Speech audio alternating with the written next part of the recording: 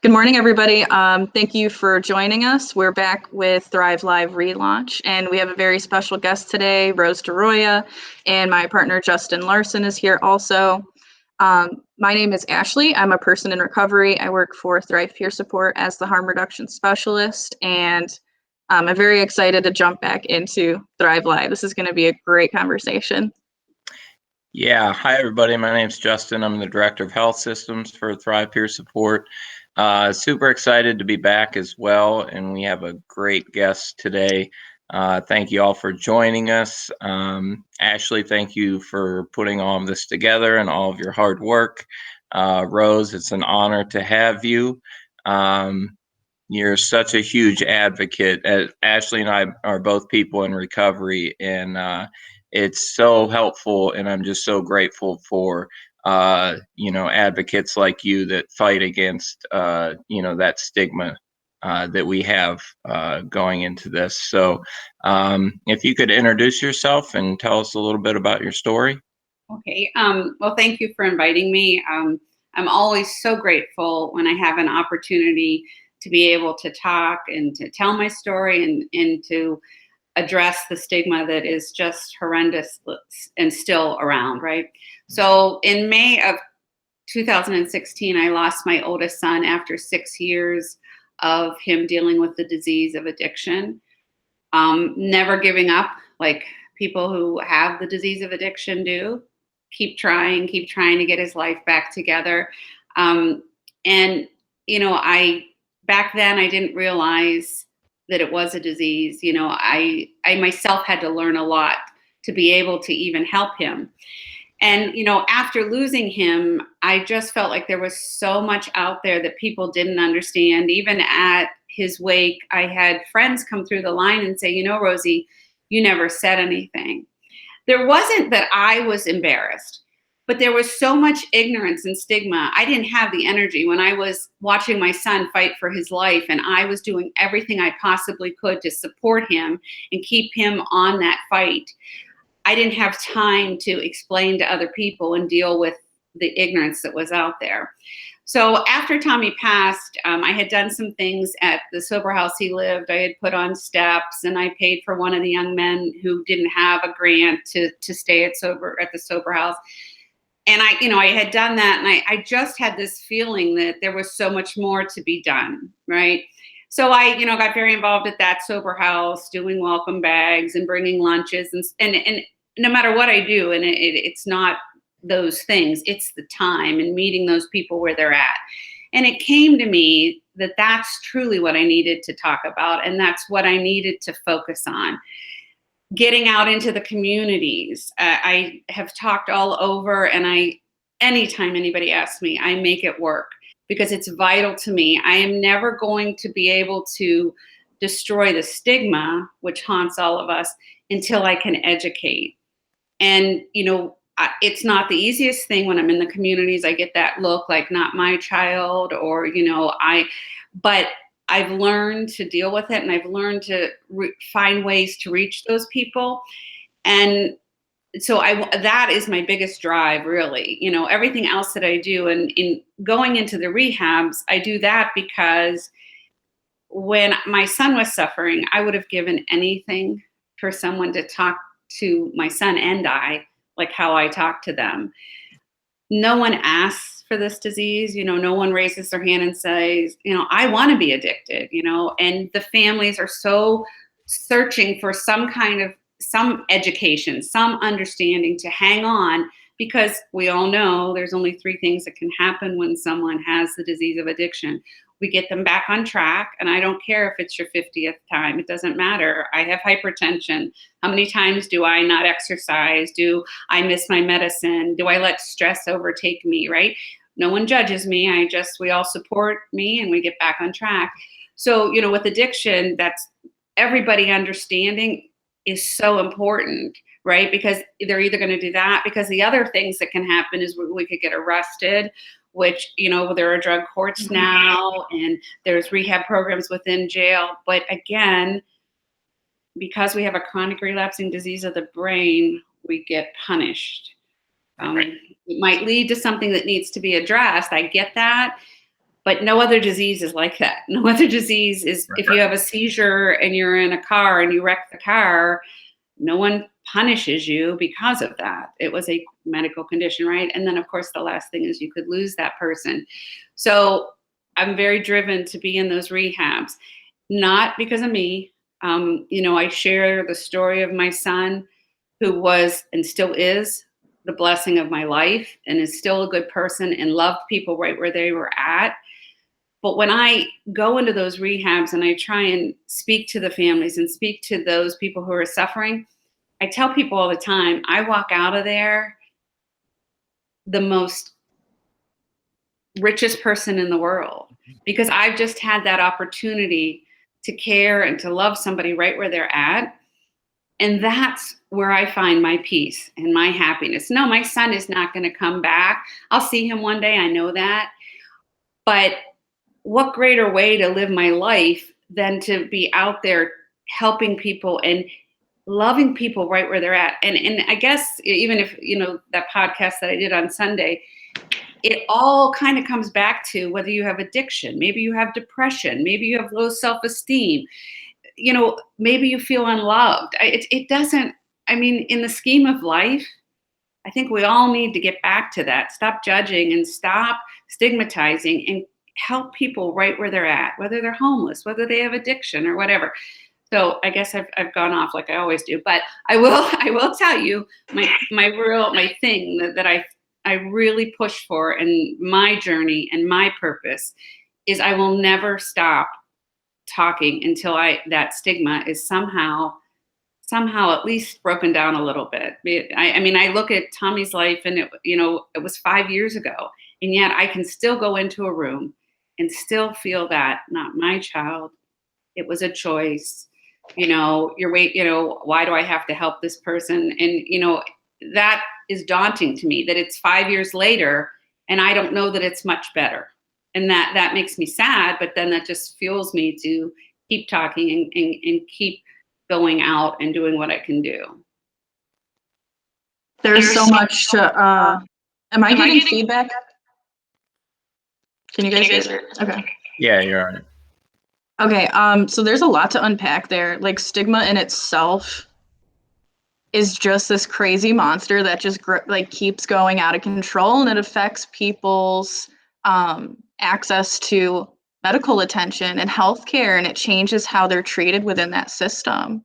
Well, we were at that podcast that I was over the weekend, we were talking about that, and the one man that was on the podcast he's a nurse practitioner and works in recovery. And he made a very big point. He said, if the first time someone goes in to get help, if they're given that, treated like less than an individual, it really affects everything. Do you know what I mean? It's how that person is met.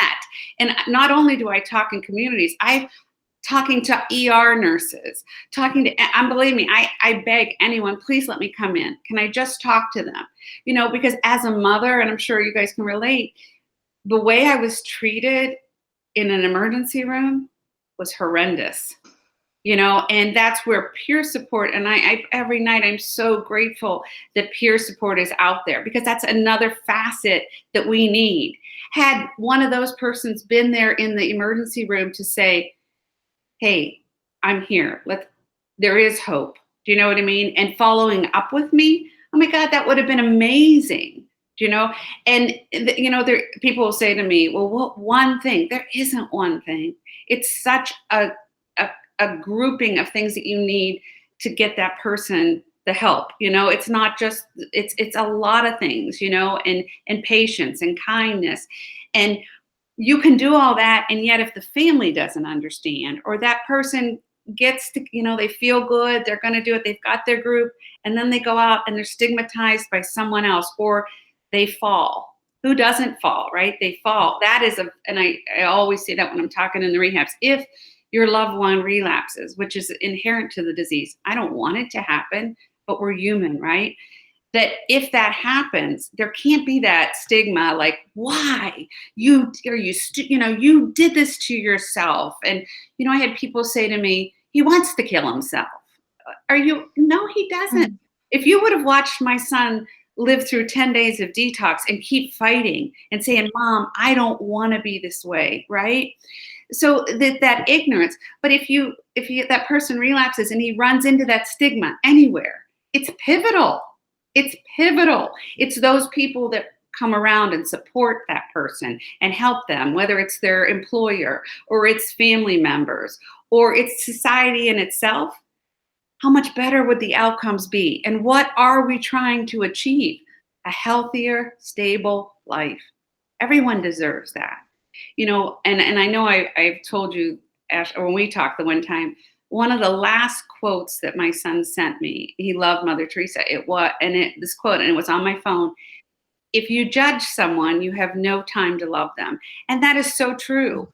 If I judge anyone, how am I going to get to know them? How am I going to help them in any aspect of our lives? Why is it acceptable with substance abuse disorder? You don't do that to other people. It should not be acceptable, right? Right. Yeah, I was surprised that, several years ago, I was starting out in the emergency departments, and as a peer supporter, a person in recovery, trying to provide assistance and hope to those that are just like me. And I was really taken back that all the stigma I was surrounded by, and these are healthcare professionals, these Right. are physicians, that there was still that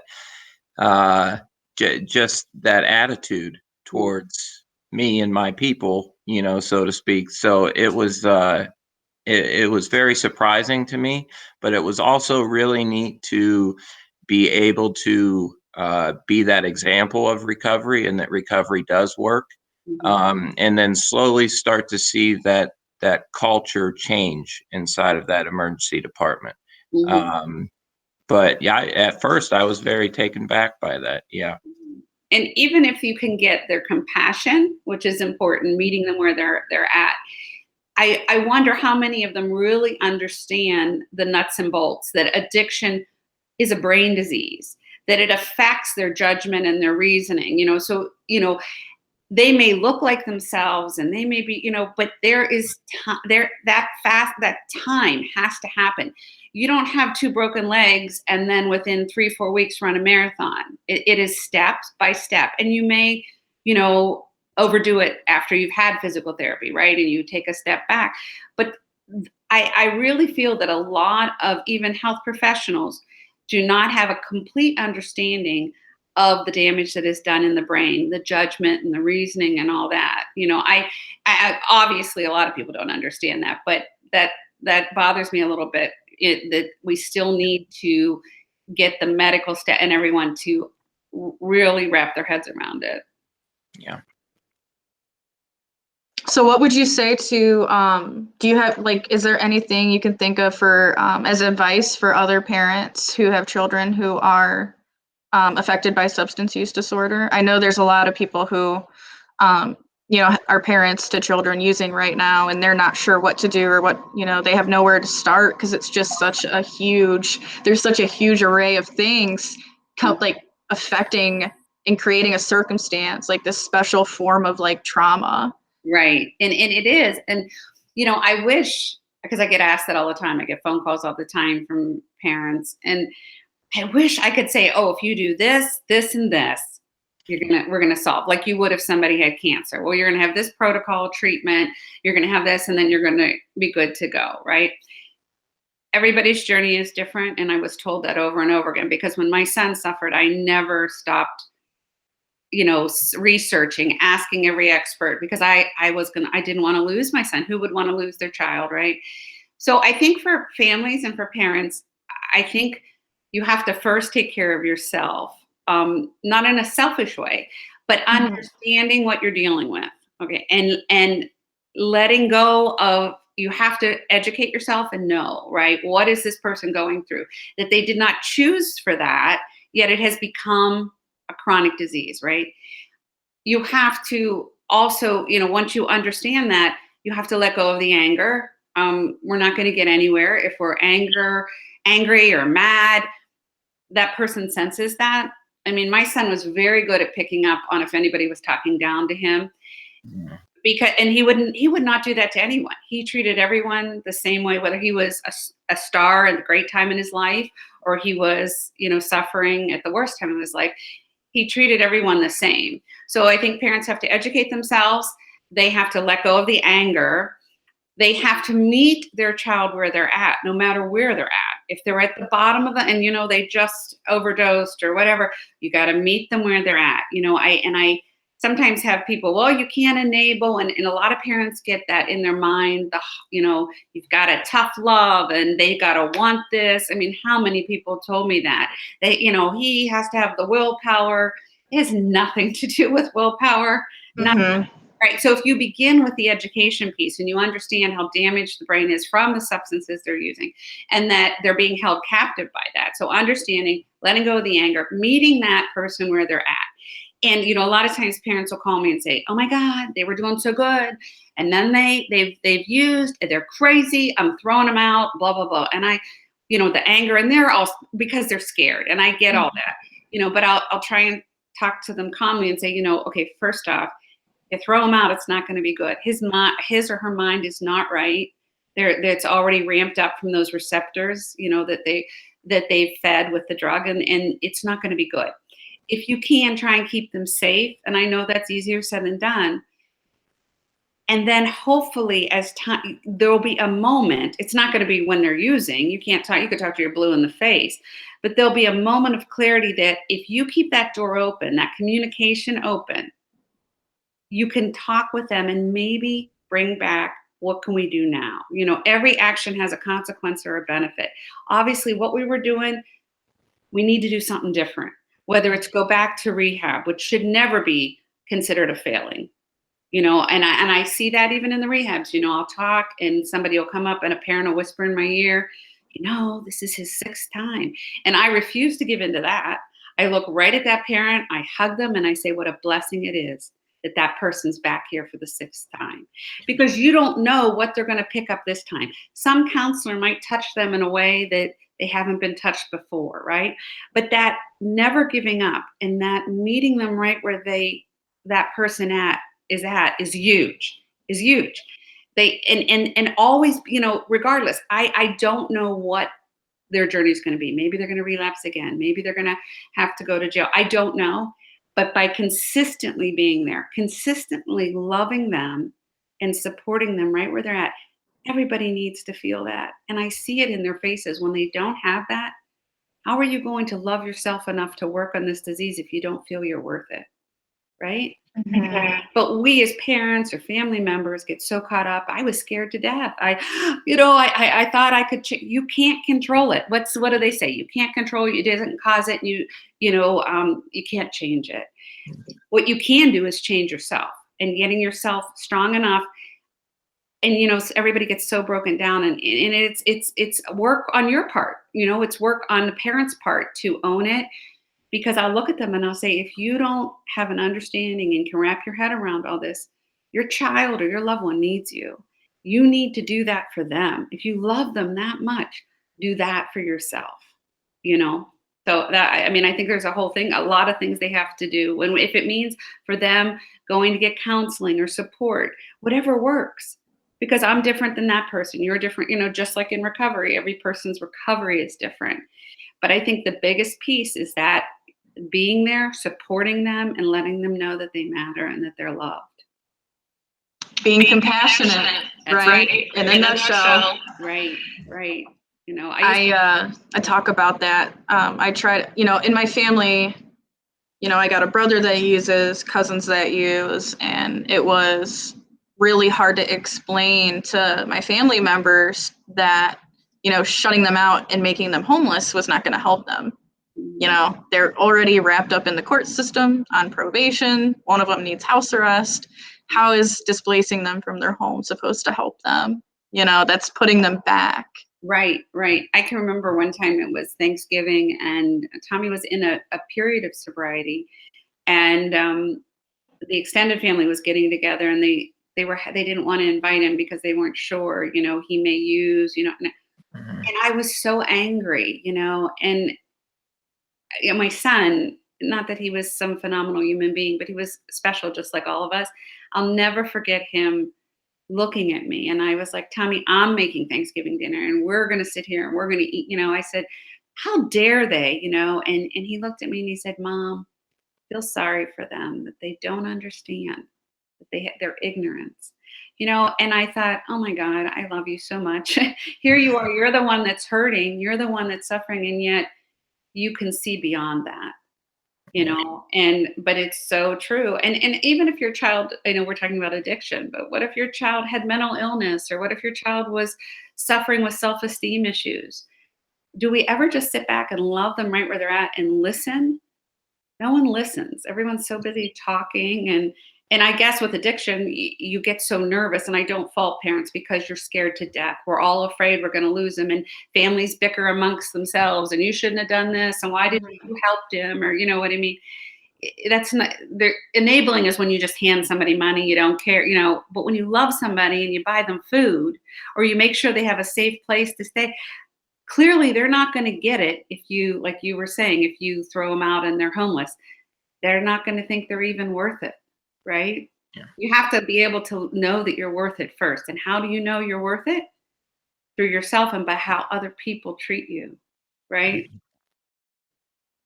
And that's very interesting to me, because the perspective of how people are treated with substance use disorder in comparison to other countries that handle this in a completely different way. Like Sweden takes care of all their basic needs, their housing, their food, their clothing, like all, like their medical needs, all of that. And when they remove that from their brain, from having to worry about it and be in survival mode, then they're able to work on their illness, and they see like higher success rates of people being able to manage and live with their disease, and less relapse, and that leads to less criminal offenses, because they're not living in survival mode anymore. It's just America is just so completely different from these other countries, and it's so hard. Like, where do we even start with that? And I, like, not to interrupt you, but I've been asked that too. Like, where do you start doing that? And that's why I won't shut up. Like, I'm going to keep talking. I don't care if somebody calls me tomorrow, will you talk at my church? Will you do? Because until there's education, until there's an understanding that stigma, you could be at a huge conference about all the different help that there is for, addiction and this program and da da da da da. And I'll sit there and no one's talking about the bottom line, which is stigma. The bottom line with how we're treating these people. You might have a great program, but if I can't get them in the door because they feel like they're a waste, right? Yep. And the more times they get stigmatized and the more times they fall, how much harder is it to get that next step? You know what I mean? Take the next step, and that's where society and where all of us have a duty to meet those people where they're at, to love them where they're at, and to try and help them. I don't really see how, and especially like you asked me about families, it has to begin with your loved ones. It has to begin with the people closest to you, right? And by the grace of God, I always say to my other two kids, I say, by the grace of God, you don't have the disease of addiction. Doesn't, your brother was the one that had it, but you don't know. So how can we sit back and judge that person? We're not put here to judge people. We're put here to do the best we can with each day and care about others, and it's so evident with the disease of addiction that the world doesn't get that. It doesn't get it at all. That's so true. Can you tell us a little bit about Hopetown Recovery? Yes. So I have, been in Warren a lot because that's where Tommy lives. So I'm always at those rehabs, and I'm at the sober houses there. Hopetown Recovery is going to be a sober living situation in Wyndham. And it'll be for men and women, and it'll be a supportive type situation. I think there's like 12 apartments for both. They'll be for men and for women, with peer support and counseling and everything, to make it a positive approach to recovery living. And I'm on the board for that, so I'm very happy about that. There's really not a big place like that in Portage County, and there, again, as I talked about aspects of recovery, a lot of people, and even myself with my son, when he first went to rehab, you think, oh, well, we're going to go to rehab, and then it's a whole series, right? And the standard for recovery now is 14 weeks in rehab and 1.5 to 2 years in a supportive environment. So, Mhm.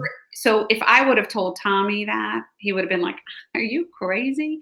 I'm not like this. I'm not like I got this, Mom." No, well, obviously you didn't.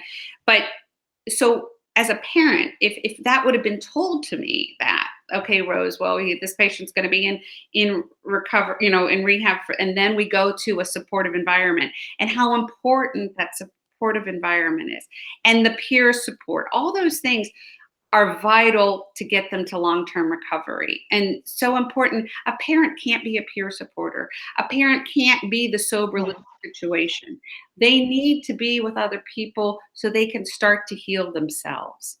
And the gratefulness and humility, if they really approach it and have all that, it can work and it should work. But there isn't, every little bit is so important. And as a parent, if you don't know that, or it's not available. So I'm grateful that there's now going to be another place that's available, another option. Will it work for some? Yes. Well, but again, it's constantly trying and doing something, but at least we have another option. And So, Portage County is such a dry place for like, I'm from Streetsboro, and I know like when I was in active addiction, there was really nowhere to go but like Town Hall 2, and you really had to go out of county for detoxes. But now they have a detox at UH, which is Recovery Works. But I am so glad to see that there's movement happening in Portage County. well, It's like, there was congratulations. finally there was a sober house that they opened in Aurora. It was I think a church from Texas or whatever, and it was for men, and it was only like for 6 men, and they had to close it down because people kept calling the police Yep. for no reason. Yep. Oh, we saw movement, we saw cars, and they finally said, we can't do this, and that broke my heart because I live in Aurora. You know what I mean? So anything like to help in Portage County, I'm very grateful for that. So, right, and I think that communities need to be more accepting and more understanding of, I think a lot of them don't want them. They don't, and make comments like, well, I don't want those people in my neighborhood. And I'm thinking, those are the best people you could have. Excuse me. They're trying to work themselves. They're the most caring, loving people. Right.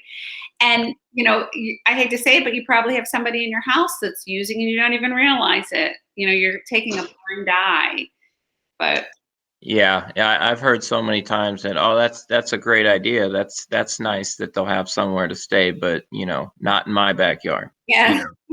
And it just blows my mind. It's really, really Those awful. are the NIMBY people. They have a group for that. Not in my backyard, and they go and they protest syringe exchanges and medical services for people that have substance use disorder, and they pretty much do what you just said. They make a big fuss until that service is left, and relocated somewhere else. I guess But it's so opposite of how I think, and how can you do that? Like, how can you say one person's life is more important than another? Like, I know this whole COVID thing is going on, and that's all they ever talk about, and everything like that. And I'm thinking, does anybody care what's happening to these people that have substance abuse disorder or mental illness? The alienation is killing them. You know Mhm. what I mean? And I'm not, but yet you haven't heard about it. And I don't wish COVID on anyone, or if you're that poor person that really gets sick with it, I pray for you too. But I'm just saying, we can't as a society say this person matters and this person doesn't. You know Yeah. what I mean? Or not try and help everyone. But you could be the one that has that problem. How different, I remember there was a person that I knew said something to me about, and this was when Tommy was suffering. Well, what do you think about that Narcan? Those people are just going to use again, and I was like, oh, like, those people, but shuddering. Tommy, and again, my son was an MMA fighter, and he was like on this side of my shoulder saying, put her in a pretzel, Mom, make her scream. Mom. always trying to teach me things, but I'm not real athletic. And I'm like, and then there was the other part of him, his big heart. He was like, Mom, she doesn't understand. So I just looked at her and I said, wait a minute. I said, you have children. And she's like, yeah. And I said, what if your child was a second away from death and I had something that I could give them that would save them? What would you want me to do? And, she just kind of looked at me, and it wasn't her fault. The irony of the whole thing, which I think happens more times than we know, her son developed cocaine addiction and was really struggling and she couldn't control. And I thought, oh, and I would never judge, and I would listen and try and help her. But how funny it is that you don't think, and so you say something, or like you have this stigma, and yet it comes full circle. Yeah. I just, anything, Narcan, fentanyl strips, all those things. How are you going to help someone if they die? You can't. And every person deserves opportunities. You know what I mean? To be cared about and to be helped. So. And people don't think about it like that either. Like they think like, oh, I don't know anybody who uses, and well, it's like, well, you probably do, but you just don't know that they're using because they don't trust you because you're gonna insult them, Right. And how sad it is too that so many say they're choosing to do that. They're choosing. Yeah. That's the difference, that it is a brain disorder, and they may started choosing in the beginning. It was a stupid choice. It was an immature. It was a a coping mechanism, whatever it was, but it isn't now. And you could ask any of them, and they would tell you, "I hate this. I don't want to be like this," and it's overwhelming because they have nowhere to go for help. And it's so alienating. And the opposite of addiction is connection. So if people continue to alienate these people that are suffering, it's only going to get worse. It's only going to get worse. And so, again, another thing for families, stay connected. I know it's hard and you're scared to death, but you send that text, you make that call, and you let them know that you love them regardless, because they know anybody senses that. No one, and they feel so bad about it and everything like that. But I think it's so important to keep that communication, because you never know when something will click, or they'll have a moment of clarity where they'll say, I want to get help again, and that's okay. It's okay. Yeah. That's a lot of guilt and shame that keeps people from wanting to reach out. So it's up to us to be the ones to kind of bridge that gap. Right. Absolutely. Absolutely. You guys you do a great job. I'm very Thank honored. you. That's amazing. It is so important. So important. Well, I think that's all we have time for today. Is there anything that any of the viewers can listen to your talks on, or see you at the next event? I know with COVID happening, it's probably more virtual than anything, but. Which makes me sad, but that if they want to listen to that podcast, that's on Chronic Curiosity. If you just Google Chronic Curiosity Rose DeRioa, it was an excellent conversation. It goes on for about 2.5 hours. I'm very proud of that. But I don't really have anything coming up because of COVID. I'm speaking at Case Western, but I'm doing it through Zoom. I'm hoping that eventually that will change.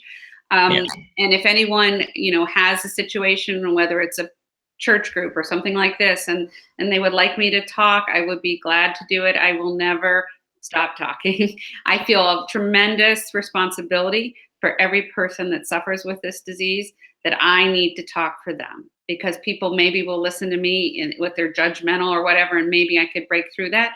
So I would, anything I could ever do, but thank you. Thank you very much. Yeah, thank you. I linked the podcast for anyone listening in the notes. I'll also put it on the post, like a direct link. So if you guys are watching and you just want to click on it, it's really good information. I seriously would make time to listen to it, like on your, when you're driving, have it playing in the background, or getting ready for work in the morning. Definitely take some time and listen to that. That's really important information. Thank you for doing that. Thank you for coming on today, Rose. No, it's always an honor to be with all of you. So thank you. Yeah, thank you so much, Rose. We certainly appreciate you. I mean, just everything that you stand for and everything that you continue to do. And yes, please keep talking. We do need people like you, in our corner, helping us fight as well. So thank you again for coming on. You guys for everything you do. I keep you in my prayers every day. So Oh, thank you. I appreciate that.